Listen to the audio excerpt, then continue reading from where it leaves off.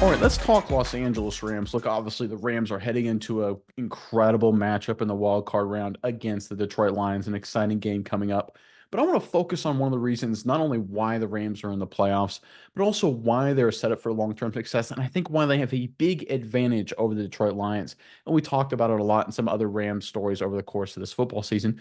But the reality is the Rams are smarter than most of the teams in football. They're right up there with some of the best run, smarter organizations across the entire league. And this past Sunday was a phenomenal example of this. Of course, they rested the overwhelming majority of their starters, except for one in particular. That was, of course, Puka Nakua. We've got a little story to talk about. Then we'll go into some more specifics on the other side as to why this matters. Let's pull up the report. This is from ESPN.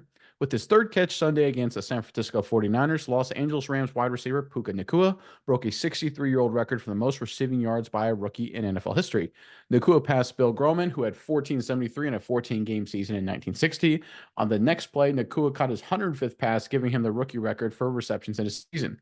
The catch came in the third quarter after Nakua first tied the record with a 19-yard touchdown pass from quarterback Wentz on the Rams' first drive of the game. That TD catch gave the receiver 1473 to tie Gorman's record. Nakua finished with 4 catches for 41 yards in the Rams' 21-20 victory.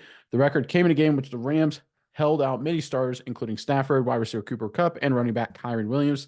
Nakua likely would have been on that list had he not entered the game just 29 yards short of breaking Groman's record. And of course, Rams fans, if you watch the game, you'll of course remember when Nakua breaks the record. Sean McVay, literally, you can see it read his lips. He goes, "Yes, nice. Get him out of there, right? We're done. We're resting our starters. Nakua got his record. He's done. Pull him out." The focus again is on the playoffs, right? You want to break the record for the historical reasons, and it's great for the player. But again, you rest your guys, you get ready for the playoffs. Let's contrast that with the Detroit Lions. Dan Campbell literally had almost nothing to play for. They had a 5% chance of being the 2 seed, a 95% chance of being the 3 seed. They were going to get a home playoff game no matter what. What does Dan Campbell do with the Detroit Lions? He says all week we're going to play all our starters, even those who have literally nothing to gain, no records to break, no significant contract milestones to hit. No reason to improve your seeding. They already won their division title. Everything was clinched up, just like the Rams. The only exception was the Rams rested all of their players who had nothing to gain. The result, the Detroit Lions had 2 key injuries, including their star tight end, Sam Laporta. Very similar situation to Nakua instead of being in terms of being an exciting young rookie, but there was no reason for Sam Laporta to play. Khalif Raymond, a veteran returner and kind of ace third, number 3, number 4 wide receiver for the Lions offense, key depth piece, got injured later in the game as well. So again, I just want to contrast here what smart teams do. The 49ers shut down their players, nothing to gain. The Baltimore Ravens, one of the smarter run franchises historically in the past 10, 15, 20 years, they shut down their players, nothing to gain. The Kansas City Chiefs, nothing to gain. They shut down their players, right? The Los Angeles Rams shut down everybody who had nothing to gain. And the exact moment Nakua had nothing more to gain, he's out of the game. The Detroit Lions took the complete opposite approach. Who do you want to be, Rams fans? Do you want to be as smart as Dan Campbell, Detroit Lions, who I think have one playoff win in the past 50 years or whatever? I think it's one. It could be maybe 2. I think it's just one, honestly. I think they had one in 1991. Or do you want to be like the 49ers? The Ravens, the Kansas City Chiefs, right? These are the smart teams. And that's why the Rams have been successful this season. Obviously, they drafted well. They got a lot of great players, but they're smart. They're well coached. They're an intelligent organization who has their eye on the prize. And I think that's what's being missed as we look forward to this big playoff matchup. They are smarter than the Detroit Lions when it comes to their coaching staff. I think that's why they're going to beat Detroit. I think they're going to be in a strong position to maybe make a run beyond that. It's a credit to Sean McVay. I don't think he doesn't get the credit he deserves for how he runs this organization. But the reality is the Rams are smarter than just about everybody in the NFL. They're at the top of the list of the smartly run organizations.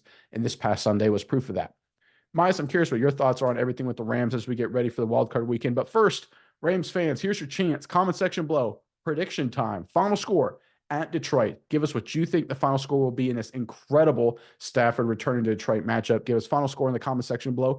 And if you're a fan of this content and a fan of us and you want to support us, please consider becoming a member of this channel. You can find a link to the membership option in the description box below. We'd really appreciate it. But Miles, let me throw it over to you now. What are your thoughts on this? Everything with the Rams right now as they get ready for this Lions matchup. Well, I mean, first of all, congratulations to Puka Nakua. He had a great season, legendary season.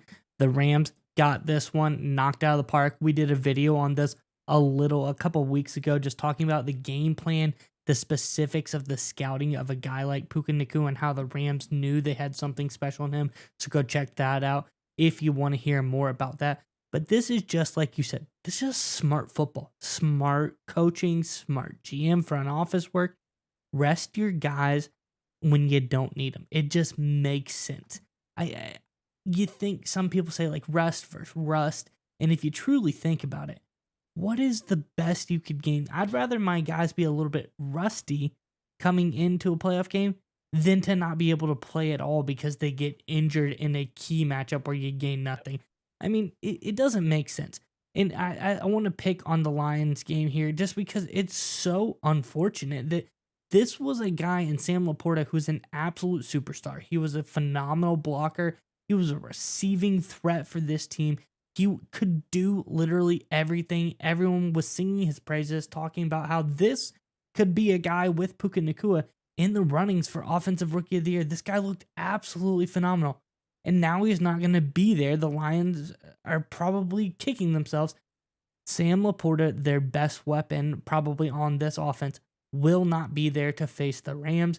And the Rams now, they're probably like, okay, we get a little bit easier time. We don't have to game plan for Sam Laporta. So, I mean, it just doesn't make sense. And I'm glad that the Rams aren't doing this. I'm glad the Rams have kind of just made all of the right decisions as far as player personnel. And that's why this Rams team, I'll say it, outside of the 49ers, this is the best looking team in the NFC playoffs to me right now. This is a team who has so many dangerous guys all out. We look at the Kobe Turners, the Aaron Donalds on defense. We look at the Nakuas and the Cups on the offense side of the things.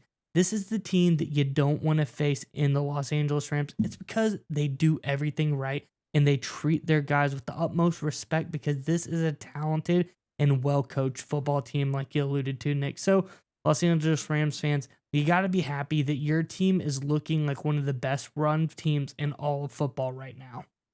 And just to be clear, right, for anyone watching this, Mize, you're not a Rams fan. I'm not a Rams fan, right? What we talk about on this channel is teams that do smart things, teams that do things the right way, teams who aren't just dumb, for lack of a better word. And the Rams, going back to since Sean McVay joined Los Angeles, right, they've done a lot of really, really smart things, right? We've talked about it a lot.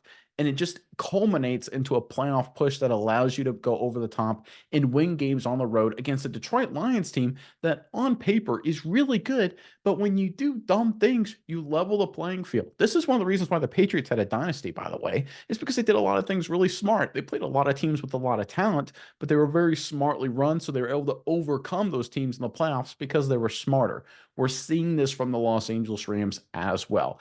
It's something that's not talked about enough. And we know, obviously, Aaron Donald's a Hall of Famer. They got a lot of great rookies. Cooper Kupp's amazing. Nacua, of course, Stafford's a great one. But how smart, and again, I'm just going to hammer this home, how intelligent and masterfully run the Rams are isn't given enough credit. And we saw it this past Sunday, the results of that. They're focused on the playoffs. They're focused on things that actually help them in the postseason. Teams like the Lions lost sight of that. It hurt them. It should benefit the Rams. And again, I think we'll see it when they play the Detroit Lions, and the advantage will be on LA's side.